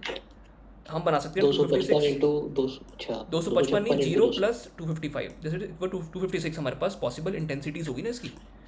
ठीक है। तो कितनी पॉसिबिलिटी होगी, इन तीनों को मल्टीप्लाई कर लो, इतनी हमारे पास पॉसिबल कलर्स मिला के बन सकते हैं, ठीक है। एकदम सही है। अब मैं तुमसे पूछूं कि मैंने RGB ये लिया है, इसका मतलब क्या हो गया, ये कौन सा कलर बनाएगा, ये सिर्फ रेड कलर रेड। बनाएगा, क्योंकि ग्रीन की क्वांटिटी 0, ब्लू की क्वांटिटी 0, ठीक है। इसका मतलब कलर कौन सा, रेड कलर है, ठीक है। अब तुम यहाँ पे देखो, सही ये है। इन्होंने एक मतलब चार्ट सा दे रखा है, मतलब एक डायग्राम सा दे रखा है, इसके तुम समझ सकते हैं। जैसे कि मैंने ले लिया क्वांटिटी, दोनों की 0 ले ली, अब तुम देखो कि पूरा एकदम घना रेड हो गया, ठीक है। अब सही है। मैंने सही थोड़ा सा है। उसमें ग्रीन मिलाया, ये देखो थोड़ा सा येलो की तरफ जा रहा है, ऑरेंज। येलो। ठीक है। वो डिपेंड करता है तुम कितनी क्वांटिटी ले रहे हो। तो तुमने यहाँ पे येलो भी बना लिया, ऑरेंज भी बना लिया, एकदम प्रॉपर ऑरेंज भी बना लिया, फिर प्रॉपर येलो भी बना लिया। अब तुम इसमें थोड़ी ब्लू की क्वांटिटी मिलाते गए, ठीक है। तो तुम्हारे पास क्या बन गया, ये वाइट बन गया। तो वाइट का कौन सा होगा RGB, 255, 255, 255। अगर मैं तुमसे 255। पूछूं कि 000 का RGB क्या होगा, ब्लैक। ब्लैक। ये देखो मैंने कुछ भी नहीं लिया, कुछ भी नहीं लिया, और ये भी ठीक है।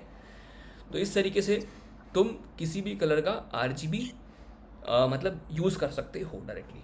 और तुम्हें अगर सपोज़ कोई RGB मेकर चाहिए या कुछ चाहिए, तो तुम्हें कोई कलर के वेरिएंट्स चाहिए, तो तुम उसको लिख सकते हो कि भाई मुझे सपोज़ लाइट ब्लू का मुझे RGB वैल्यू चाहिए, RGB कोड चाहिए, ठीक है। तो यहाँ पे तुम्हें देखने को मिल जाएगा, दिख रहा है ये, जैसे ये देखो यहाँ पे टेबल उन्होंने दिखा रखी है। ये RGB क्या हो गया, तुम यहाँ से पिक करो कलर, तुम्हें कौन सा कलर अपनी वेबसाइट के लिए पसंद आ रहा है, तो तुम्हें यहाँ पे ये RGB वैल्यू मिलेगी, तुम डाल दो ये RGB, ठीक है। ठीक है। इस तरीके से हम गूगल पे डाल के किसी भी कलर का RGB ले सकते हो। अब नेक्स्ट अपन बात करते हैं इसको लिखते कैसे हैं। इसको तुम इस तरीके से लिखोगे जैसे कि तुमने यहाँ पे लिखा, कलर्स में तुम गए और तुमने सपोज़ RGB वैल्यूज़ को लिया हुआ है, तो तुमने क्या किया, background colour dot dot RGB वाला फंक्शन कॉल किया, उसमें तुमने तीनों वैल्यूज़ यहाँ पे डाल दिया। समझ गए? सही है। नेक्स्ट बात करते हैं हेक्स के बारे में। हेक्स क्या होता है, हमारे पास जो हमने RGB लिया है ना, ये RGB, ठीक है, RGB लिया है, इसकी वैल्यू कहाँ से कहाँ तक थी, 0 से लेकर 255 तक। समझ गए? ये तुमने सही अभी है। देख लिया RGB। तो हेक्स क्या है, हमारे पास इस RGB का ही हेक्साडेसिमल रिप्रेजेंटेशन है, तो हम उसको कहते हैं हेक्स कोड। हेक्साडेसिमल तुम ऑलरेडी जानते हो, बाइनरी तुम जानते हो, ठीक है, बाइनरी तुमने देखा है। अब वो बेस 2 वाला जो होता है ना बाइनरी, मतलब उसको अपन क्या कहते बिल- हैं, उसको अपन बाइनरी कहते हैं, ठीक है। बेस 10 वाला हो गया हमारे पास डेसिमल, बेस 8 वाला क्या होगा, हमारे पास हेक्साडेसिमल कोड होता है, ठीक है। सही है। तो इसकी वैल्यू कहाँ से कहाँ तक जाती है, इसकी वैल्यू जाती है हमारे पास 0 से लेकर, अगर मैं हेक्साडेसिमल में रिप्रेजेंट करूँगा तो FF तक जाती है। 255 का हेक्साडेसिमल क्या होता है, FF होता है, ठीक है। हैफ का मतलब क्या होता सही है है। हमारे पास यहाँ पे 15। आई थिंक तुम्हें ऑलरेडी पता ही होगा इस चीज़ को, सही है। होता है। तो सही। हम बस हम उसको हेक्साडेसिमल की फॉर्म में रिप्रेजेंट कर रहे हैं। तो हमने यहाँ पे क्या किया, इसको हैशटैग अपन लगाते हैं आगे कि भैया ये जो है ये हेक्स कोड की वैल्यू है। और R का मतलब यहाँ पे तुम रेड को रिप्रेजेंट कर रहे हो, यहाँ पे तुम ग्रीन की वैल्यू को रिप्रेजेंट कर रहे हो, और यहाँ पे तुम ब्लू की वैल्यू को रिप्रेजेंट कर रहे हो, ठीक है। ये रेड हो गया, ये ग्रीन हो सही गया, है। यहाँ पे ब्लू हो गया। अब इसी में जैसे तुम अपनी अलग अलग क्वांटिटी मिलाओगे, उस हिसाब से वही कलर बन जाएगा, ठीक है। ये हो गया। चाहे तुम हेक्साडेसिमल कोड यूज़ करो, चाहे तुम RGB यूज़ करो, दोनों का काम सेम ही रहता है, ठीक है। सिंटैक्स इसका तुम देख लो, यहाँ पे ऑलरेडी दिया हुआ था। जैसे ये हैशटैग तुमने लिखा, ये हो गया हमारे पास, ठीक है। सही है एकदम। अब नेक्स्ट बात करते हैं, तीसरा तरीका कलर कोड लिखने का क्या है, HSL तरीका है, ठीक है। इसको भी अपन इस तरीके से लिखते हैं, इसमें भी हम 3 पैरामीटर लेते हैं, पहला, दूसरा, तीसरा। अब देखते हैं इसको क्या है ये। तो HSL का मतलब क्या होता है, यहाँ पे हम ह्यू, सैचुरेशन और लाइटनेस, ठीक है। यहाँ पे तुम देखो, सैचुरेशन हो गया, लाइटनेस हो गया, वो तुम परसेंटेज की फॉर्म में डिनोट करते हो। अब इसको तुमने यहाँ पे ये लिखा, अब इसका सैचुरेशन तुम कम करो, ठीक है, थोड़ा कलर डार्क हो जाता है। सैचुरेशन फुल कर दो तो थोड़ा कलर और चमकीला टाइप हो जाता है। लाइटनेस में तुम इसको थोड़ा और कम चमकीला कर सकते हो, ज़्यादा चमकीला कर सकते हो, ज़्यादा चमकीला करोगे तो वाइट हो जाएगा वो, ठीक है। तो मतलब इस तरीके से होता है, ज़्यादा कोई यूज़ करता नहीं क्योंकि ज़्यादातर मतलब लोगों को इतना परफेक्ट मेथड लगता नहीं है ये, ठीक है। सही। सही है। तो ये हो गया तुम्हारा कलर्स का काम कंप्लीट। अब बात करें यहाँ पे HTML के अंदर CSS के बारे में, ठीक है। CSS क्या होता है हमारे पास, इसकी फुल फॉर्म होती है CSS की, कैस्केडिंग स्टाइल शीट, ठीक है। सही है। यहाँ पे अपन बात करते हैं CSS के बारे में।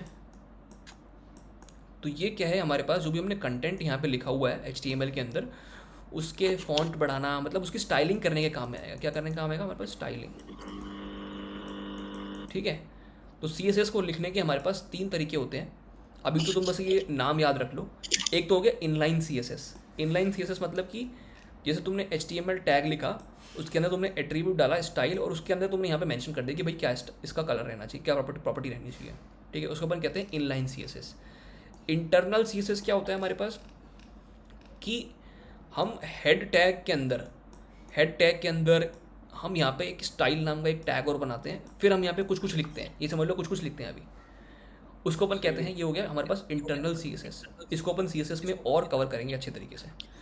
तीसरा हो गया एक्सटर्नल CSS, जिसमें कि हम एक स्टाइल शीट का लिंक प्रोवाइड करते हैं कि भाई यहाँ से आपको स्टाइल शीट लेनी है। अब ये लिंक टैग क्या होता है और ये हेड के अंदर क्यों होता है, उसको अपन आगे समझते हैं।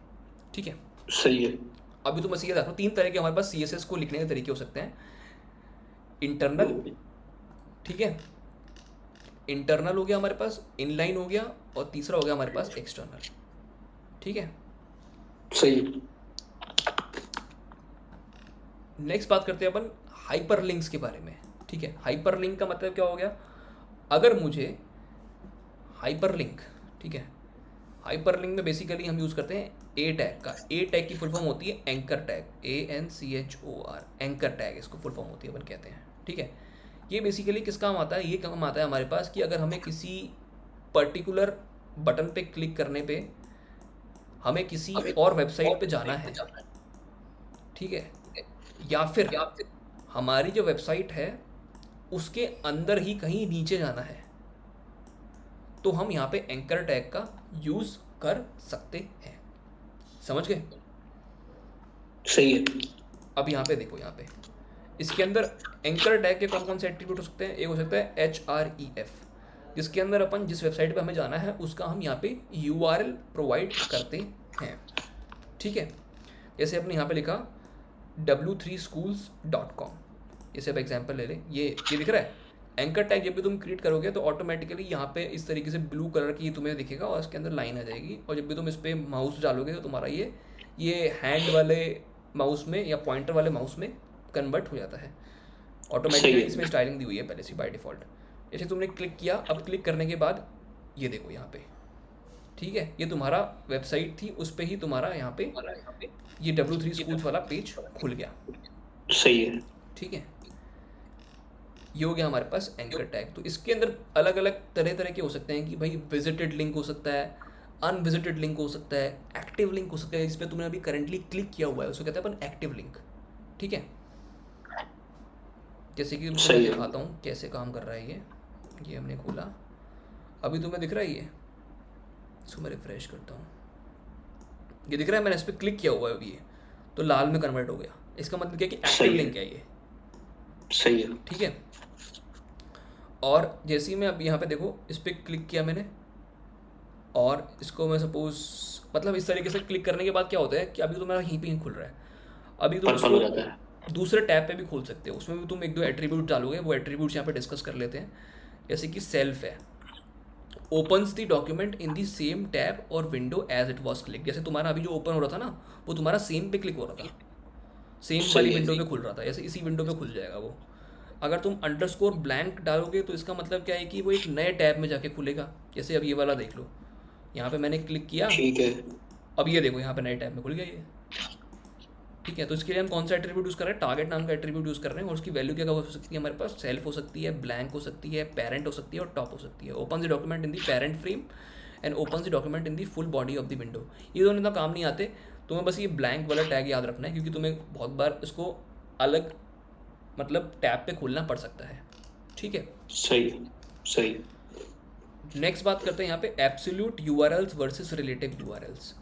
जैसे तुमने यहाँ पे यूआरएल प्रोवाइड किया, अब ये तो किसी वेबसाइट का है, इसमें तो तुम फुल यूआरएल ही दोगे, बट सपोज तुम एक वेबसाइट, तुम्हारा एक HTML पेज है, तुम उसको खोलना चाहते हो, जो कि तुम्हारे अभी करंट वाले फोल्डर, जिस फोल्डर में तुमने .html नाम की फ़ाइल बनाई हुई है, जैसे ये वाली फ़ाइल बनाई है, उसमें ये कंटेंट लिखा हुआ है, समझ रहे हो। जैसे ये देखो, तुमने एक फाइल बनाई, जैसे ये तुम्हारा कंप्यूटर है खुद का, तुमने उसमें एक फ़ोल्डर बना दिया, उस फोल्डर के अंदर तुमने यहाँ पे फाइल क्रिएट कर दी .html करके, और उसमें तुमने ये सब कंटेंट लिखा हुआ है। ठीक है, ये सब कंटेंट लिखा हुआ है। ठीक है, अब तुमने उसको खोला तो तुम्हें ये दिख रहा है, अब तुम्हें ये दिख रहा है, तो तुम्हें ऐसे ये दिखा यहाँ पे क्लिक, ये दिख रहा है W3 schools, w3.org। ठीक है, ये तुम्हें दिख रहा है। अगर तुमने अब क्योंकि ये तो दूसरी वेबसाइट है जो कि तुम्हें ही नहीं पता कि कहाँ पे पड़ी है, तुम इसको इंटरनेट में भेजना चाहते हो, तो तुमने यहाँ पे इस तरीके से उसका पूरा URL प्रोवाइड किया। बट अगर कोई तुम एक वेबसाइट या फिर कोई ऐसी फाइल को खोलना चाहते हो जो कि तुम्हारे खुद के लोकल डेस्कटॉप पे पड़ी है, तो उसके लिए तुम यहाँ पे रिलेटिव पाथ दे सकते हो। ठीक है, जैसे तुम्हारा डेस्कटॉप का नाम है सपोज जय, या तुमने कह दिया यहाँ पे माई कंप्यूटर्स नाम है तुम्हारा, माई कंप्यूटर तुम्हारा डेस्कटॉप का नाम है। ठीक है, तो माई कंप्यूटर से तुम अपने फोल्डर में गए, इस फोल्डर का नाम था सपोज X, तो एक्स में गए। अब तुम्हें इस फाइल को खोलना है जिसका नाम है तुम्हारे पास जे। तो तुमने क्या किया, यहाँ पे J dot T X T को खोल लिया, या फिर J dot H T M L कुछ भी सही खोल लिया। सही ये है। इसका क्या हो गया, पाथ हो गया। अब मैं बात करूँ रिलेटिव पाथ के बारे में, तो जब तुम्हारा रिलेटिव पाथ किसके रिस्पेक्ट में होगा, किसी के रिस्पेक्ट में तो होगा ना। फिजिक्स में भी हम रिलेटिव का कॉन्सेप्ट पढ़ते हैं, तो उसका मतलब होता है किसी के रिस्पेक्ट में। तो तुम्हारा एच टी एम एल में जो तुमने यहाँ पे कोड लिखा है, इसके रिस्पेक्ट में, मतलब इस फाइल के रिस्पेक्ट में तुम्हारा इसका पाथ क्या है, इसका पाथ तुम्हारा सिर्फ स्लैश क्या है, टी एक्स टी है। ये हमें इतनी जरूरत नहीं, क्योंकि ये दोनों तो कॉमन है ना इन दोनों के। तो इसके सही रिस्पेक्ट है। में इसका पाथ क्या हो गया, स्लैश करके जे डॉट टी एक्स टी। तो उसी को अपन कहते हैं रिलेटिव पाथ। तो इसका मतलब क्या होगा, इसके रिलेटिव जो हो गया, इसका मतलब इसका सी एस एस, इसके अंदर मतलब इन्होंने एक और फोल्डर बना रखा है। इसका इन्होंने क्या कह रहे हैं, ये इनका कहने का मतलब यहाँ पे इसका सी एस एस नाम का फोल्डर बना रखा है, उसके अंदर ये वाली फाइल पड़ी हुई है। तो तुमने क्या किया, रिलेटिव पाथ क्या हो गया इसका, सी एस एस स्लैश जो भी फाइल नेम हो गया। ठीक है, तो इनके जो रिलेटिव पाथ है उसको पढ़ेंगे रिलेटिव पाथ, जो कि अपने लोकल में पढ़ा है। और अगर वहीं के वहीं पढ़ा होता तो डायरेक्टली अपन उसको या तो स्लैश लगा के कॉल कर लेते, या फिर सीधा डायरेक्टली उसका नाम से कॉल कर लेते उस फाइल को। ठीक है, सही है। जैसे ये हो गया, ये इनके लोकल पे चल रहा है। ये ऐसा नहीं कि हम अपनी मर्जी से इसको दिखा रहे हैं। ठीक है, रिलेटिव पाथ है ये। नेक्स्ट इमेज टैग के बारे में हम बाद में देखते हैं। Link to email address. Suppose तुम्हें कोई ईमेल एड्रेस, तुम्हें जैसे बोलते हैं ना क्लिक टू सेंड ईमेल, समझ रहे हो, और तुम्हारा ऑटोमेटिकली जीमेल खुल जाता है उस केस में। जैसे दिख रहा है ये, सही है। मैं तुम्हें दिखाता हूँ। सही जैसे है। सेंड ईमेल पे क्लिक किया, ये देखो ये ऑटोमेटिकली जीमेल खोलने की कोशिश कर रहा है ये, समझ गए। तो वो कैसे आएगा, एच आर ई एफ में तुम यहाँ पे किसी का भी मेल डाल दोगे, तो उस मेल पे तुम जैसे मतलब इस पर क्लिक करोगे तो वो मेल अपने आप बॉक्स खोलने लग जाएगा, और ये वाला मेल इसे टू में आ जाएगा। ठीक है, होता है ना सेंड सही है। फ्रॉम होता है, टू होता है, समझ रहे हो। सही है। अब इसके साथ साथ तुम यहाँ पे टाइटल्स वगैरह भी दे सकते हो। ठीक है, ज़्यादा कुछ इतना काम नहीं आता ये सब चीज़ें, बस तुम ये एच आर ई एफ वाला टैग याद रख लो बस इसमें। ठीक है, लिंक के अंदर कलर्स, कलर्स काफ़ी जगह तुम खुद से यूज़ कर सकते हो। वैसे तो ना ऑटोमेटिक वाला भी इनफ होता है वैसे तो, बट मैं तुम्हें इसको एग्जांपल दिखाता हूँ। जैसे तुम्हारा ये हो गया, अभी तुमने ये खोला, यहाँ पे तुम्हें दिख रहा है विजिटेड। ठीक है, अभी तुम ये समझ लो कि कुछ तुम्हें मैं बता रहा हूँ ये कैसे है, ये सी एस एस इन्होंने लिखी हुई है। अब सी एस एस ऐसी क्यों लिखी हुई है, इसको अपन जो अपना नेक्स्ट लेक्चर होगा सी एस एस वाला, उसमें अपन समझेंगे। ठीक है, सही है। अभी ये तुम्हारा हो गया कि भाई तुमने ये कहना चाह के जा रहा है, अगर तुम्हारा एक्टिव हुआ का मतलब तुमने उस पर क्लिक कर रखा है तो वो येलो में कन्वर्ट हो जाए। अगर तुम उसको हॉवर करोगे, मतलब उस पर सिर्फ माउस लेके जाओगे, तो वो रेड में कन्वर्ट हो जाए, कलर इसका रेड हो जाए। ठीक है, और सही यहाँ है। पे इसके नीचे जो टेक्स्ट डेकोरेशन के अंदर अंडरलाइन आया है नीचे की तरफ। और अगर तुम उसको विजिट कर लिया, उस पर तुमने क्लिक कर लिया, उसको खोल लिया, इसका मतलब क्या हो गया, विजिटेड हो गया, तो वो तुम्हें पिंक कलर में दिखेगी। ठीक है, सही है। जैसे मैं देखो मैं यहाँ पे तुम्हें कर रहा हूँ, हॉवर कर रहा हूँ, हॉवर करने पे क्या दिख रहा है मुझे, रेड दिख रहा है ये। ठीक है, रेड। अब मैंने इस पर क्लिक करके रखा, इसका मतलब क्या हो गया, ये येलो हो गया, एक्टिव हो गया। एक्टिव। अब मैंने इस वेबसाइट को विजिट कर लिया, तो इसका मतलब क्या हो गया, ये हमारे पास विजिटेड हो गया, जो कि पिंक कलर में आना विजिटेड। चाहिए था। ठीक है, मतलब इस तरीके से काम करता है। ओवरऑल इतना कोई यूज़ नहीं है इसका, बट तुम कभी कभी अगर तुम्हें पता होना चाहिए फिर भी ये है क्या चीज़। ठीक है,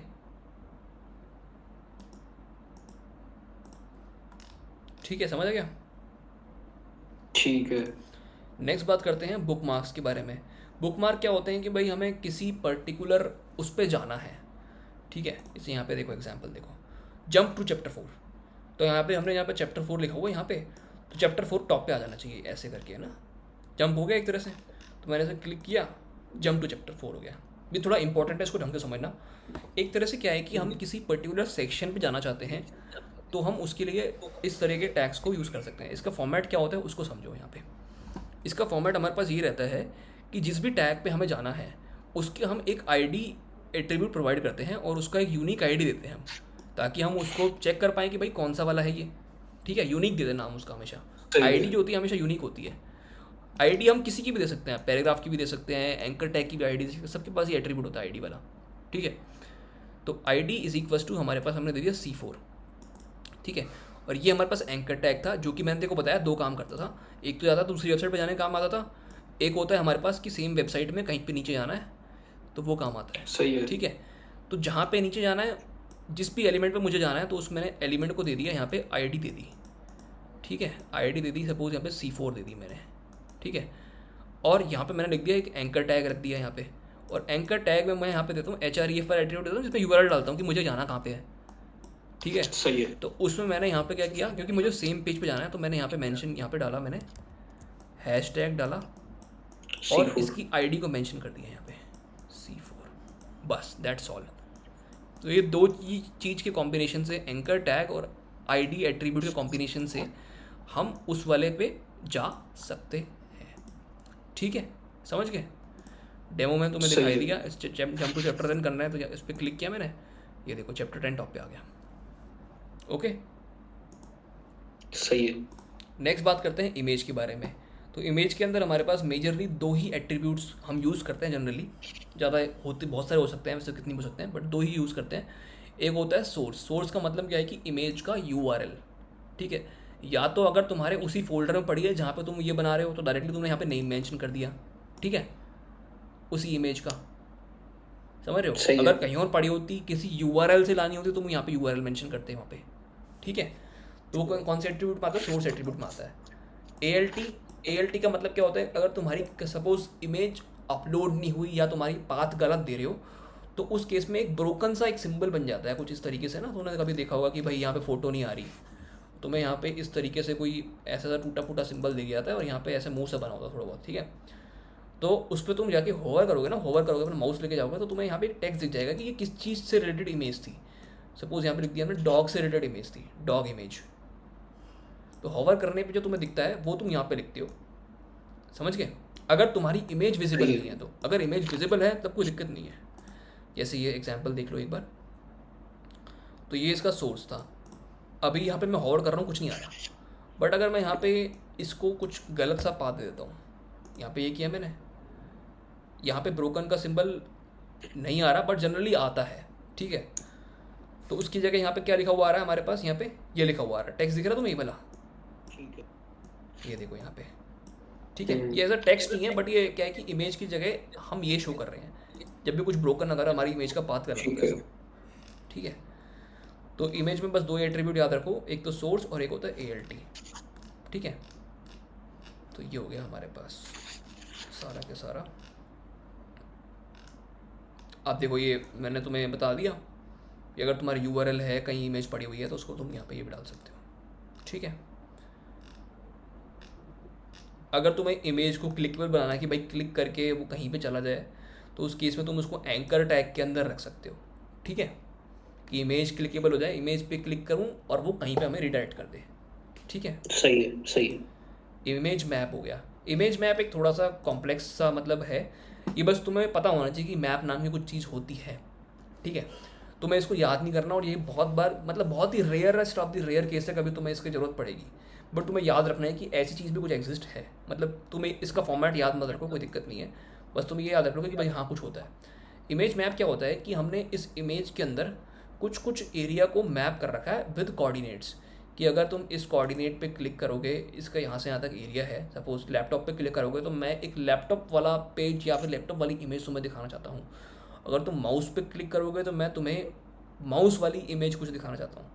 कॉफ़ी पे क्लिक करोगे तो मैं तुम्हें कॉफ़ी वाली कुछ इमेज दिखाना चाहता हूँ, ठीक है। एग्जाम्पल देख लो, जैसे सही कि है। मैंने यहाँ पे लैपटॉप पे क्लिक किया, लैपटॉप वाली इमेज खुल गई और कुछ यूआरएल वगैरह कुछ खुल गया, ठीक है। अगर मैंने क्लिक किया ये मोबाइल पे, तो ये देखो मोबाइल वाला कुछ पेज खुल गया, समझ रहे हो। सही है। अगर मैंने क्लिक किया कॉफ़ी पे, तो कॉफ़ी वाला कुछ पेज खुल गया। तो डिपेंडिंग अपॉन दी कोऑर्डिनेट्स वगैरह हमने उसको डिफाइन कर रखा है, इसको तुम्हें करने की ज़रूरत नहीं है कोई याद, बस तुम ये समझ लो ऐसी कुछ, अगर तुम्हें कोई वेबसाइट तुम बना रहे हो उसमें तुम्हें इम्प्लीमेंटेशन की ज़रूरत पड़ी, तो तुम बस याद रखना कि कुछ मैप नाम का कुछ होता था, और उसको डायरेक्टली तुम सर्च कर लेना, ठीक है। सही है। बाकी सब इसको छोड़ो, इतना कोई है नहीं। नेक्स्ट बात करते हैं बैकग्राउंड इमेज के बारे में। तो बैकग्राउंड इमेज क्या होता है हमारे पास, यहाँ पे बैकग्राउंड इमेज नाम का एक एट्रीब्यूट होता है, जैसे बैकग्राउंड कलर होता है वैसे बैकग्राउंड इमेज होता है। इसमें तुम यहाँ पे या तो यूआरएल मेंशन कर सकते हो इमेज का ना, यूआरएल तुम यहाँ पे एक डालोगे, फंक्शन होता है यूआरएल, और यहाँ पे तुमने इस तरीके से उसका डाला और इसके अंदर तुमने यहाँ पे इमेज नेम मेंशन कर दिया, ठीक है। सही है। तो यहाँ पे इसके बैकग्राउंड में ही यहाँ तुम्हारे पास इमेज आ गई है, ठीक है। नेक्स्ट क्या होता है हमारे पास, इसमें कुछ प्रॉब्लम होती है। अब तुम यहाँ पे मैं तुम्हें दिखाता हूँ, जब भी तुम ऐसे डालते हो, सपोज़ तुम्हारी इमेज छोटी हो गई, तुम्हारी इमेज छोटी है तुम्हारे सपोज़ उससे बॉडी से, सबसे तो बॉडी में तुम डाल रहे हैं, अब बॉडी तो इतनी बड़ी बॉडी है, अब तुम्हारी इमेज तो इतना सा साइज़ का है, उसका एक्चुअल साइज़ इतना ही पिक्सल है, ठीक है, उसकी हाइट और ब्रेथ इतनी है, तो वो क्या करेगा, बार बार अपने आप को रिपीट करना चालू कर देगा बाय डिफ़ॉल्ट, ठीक है, this is called the default feature. तो तुम्हें इस तरीके से वो दिखेगा। अगर तुम इसे रोकना चाहते हो, रोकने के लिए तुम्हें क्या करना पड़ेगा, एक सी एस एस की प्रॉपर्टी होती है बैकग्राउंड रिपीट नो, तो तुम्हारे पास सिर्फ एक बार ही वो आ जाएगा। अगर इमेज छोटी है तो, अगर इमेज बड़ी है तो वो बड़ी, तो कोई दिक्कत नहीं होगी फिर, ठीक है, सही है। समझ गए। और तुम चाहते हो कि इसको बैकग्राउंड को एज अ फुल साइज़, चाहे तुम्हारी इमेज छोटी भी है तब भी वो तुम्हारा उसका फुल साइज़ कवर करे, तो तुम्हें उसको एज अ लिखना पड़ेगा background size is equal to cover. तो इस तरीके से वो कवर की तरह, कवर के रूप में तुम्हारी जो फुल साइज इमेज थी, जितने भी तुम्हारी इमेज थी, उसको उसने फुल साइज में कन्वर्ट कर दिया और वो अपने आप ऐसा कवर लेके चल रहा है, ठीक है। इसमें हमने क्या किया, इमेज वही रहा, बैकग्राउंड हमें रिपीट नहीं करना, ठीक है। एक यहाँ पे बैकग्राउंड अटैचमेंट करके लग दिया फिक्स्ड, मतलब कि ये फिक्स ही रहेगा यहाँ पे, अब इसको तुम हिलेगा नहीं है कहीं भी। और एक कवर के रूप में, मतलब इसका साइज होना चाहिए कवर के बराबर होना चाहिए, ठीक है। तो वो सब हमने एट्रीब्यूट्स जो प्रॉपर्टीज थी वो हमने डाल दी, सही ठीक है। है। ये बैकग्राउंड स्ट्रेच हो गया कि बैकग्राउंड साइज तुमने 100% कर दिया, इस तरीके से हो जाएगा।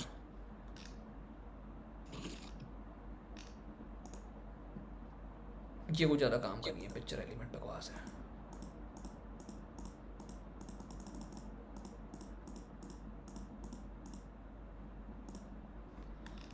अब बात करते हैं फेविकॉन के बारे में।